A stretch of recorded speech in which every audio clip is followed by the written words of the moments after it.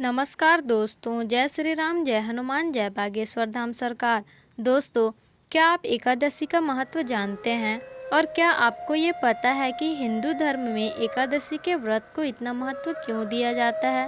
और क्यों एकादशी के दिन को कुछ खास चीज़ें जैसे चावल खाने से मना किया जाता है? क्या आपके घर में भी कोई एकादशी का व्रत रखता है? अगर हाँ, तो आपको व्रत रखना चाहिए। क्या आपको पता है कि एकादशी में क्या खाना चाहिए और क्या नहीं खाना चाहिए? और एकादशी पर किस देवी देवता की पूजा की जाती है? अगर नहीं तो ये वीडियो आपके लिए बहुत ही ज़रूरी है, क्योंकि बागेश्वर धाम के बालाजी सरकार ने अपनी भागवत कथा के दौरान ही अपने भक्तों को एकादशी का महत्व समझाया है और एकादशी से जुड़ी हुई कहानी भी बताई है।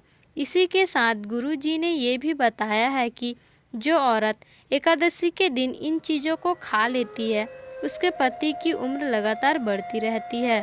तो अगर आप जानना चाहते हैं कि क्या है वह चीज़ जिसे एकादशी के दिन खाने चाहिए और किन चीज़ों से परहेज रखना चाहिए, तो वीडियो में अंत तक ज़रूर बने रहेगा अगर आपको यह जानकारियाँ चाहिए तो चलिए दोस्तों, वीडियो में आगे बढ़ते हैं।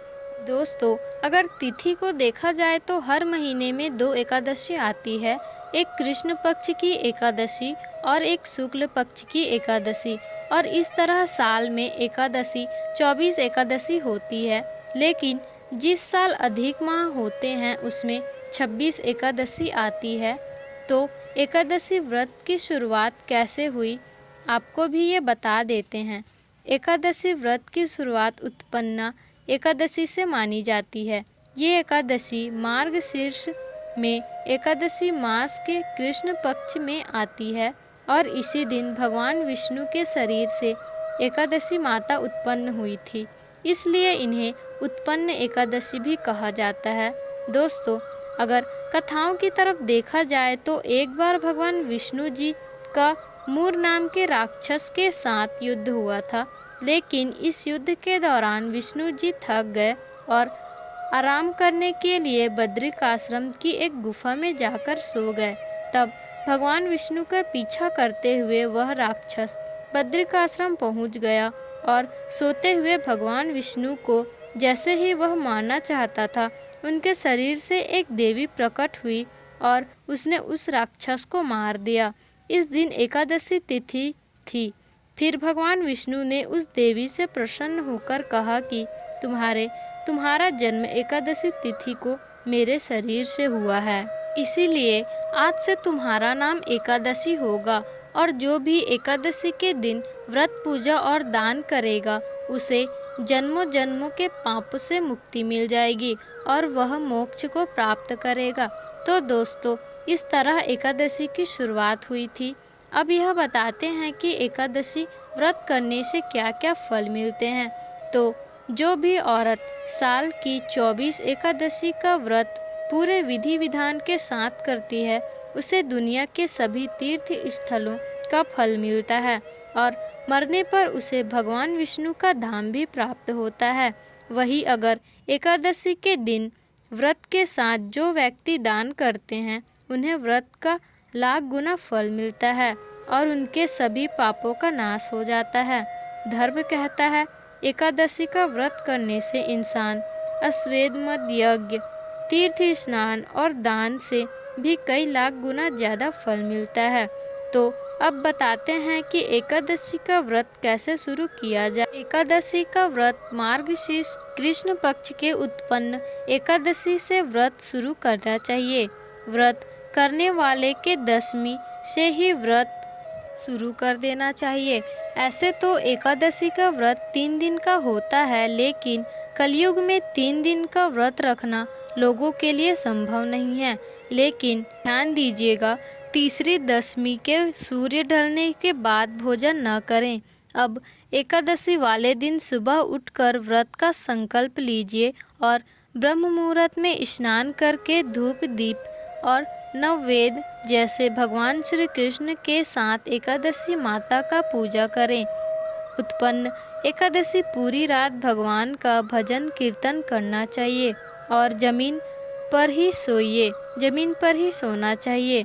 एकादशी वाले दिन ऐसे तो फलाहार किया जाता है और अन्न का त्याग किया जाता है, लेकिन एकादशी के व्रत में चावल खाना बिल्कुल मना है और दिन में केवल एक निवाला आपको नमक ग्रहण करना है। एकादशी व्रत का पालन करने के बाद द्वादशी तिथि का आपको सुबह जल्दी उठकर ब्रह्म मुहूर्त में स्नान करना है। पूजा करके ब्राह्मणों को भोजन कराएं, गाय को भोजन दें और दान देने के बाद आप चावल खाकर अपने व्रत का समापन कर सकते हैं। अब प्रश्न यह उठता है कि एकादशी के दिन चावल खाने से मना क्यों किया जाता है, लेकिन एकादशी का समापन चावल खाकर ही क्यों किया जाता है?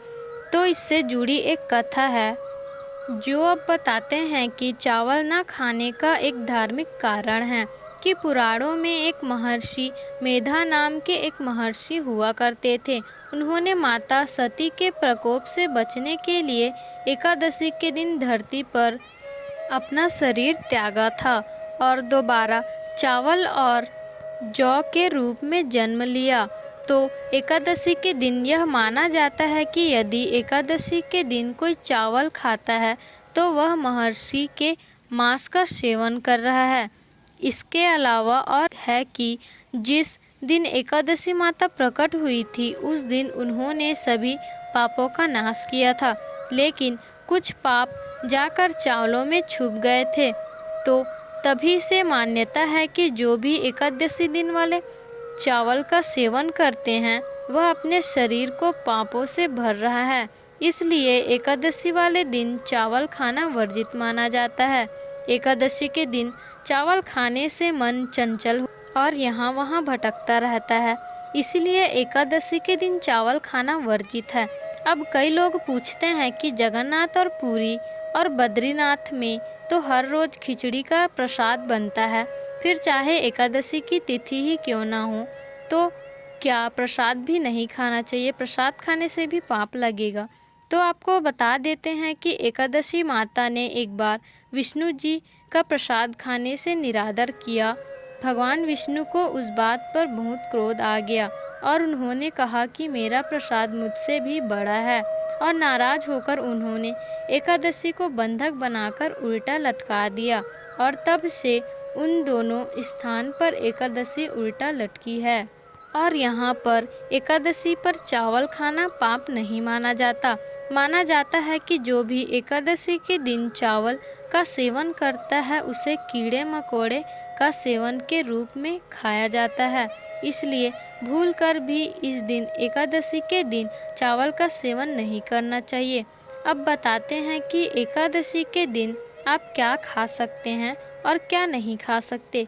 तो दोस्तों, धार्मिक ग्रंथों के अनुसार एकादशी के दिन व्रत में आप शकरकंद, कट्टू का आटा, आलू, साबूदाना, नारियल, काली मिर्च, सेंधा नमक, दूध, बादाम, अदरक और चीनी खा सकते हैं, लेकिन उसमें दशमी वाले दिन ही आप मांस, मदिरा, लहसुन, प्याज, मसूर की दाल, चावल, उड़द दाल, तामसिक भोजन भूल से भी ना खाएं और इन दिनों लकड़ी का दातुन करने से भी परहेज करना चाहिए।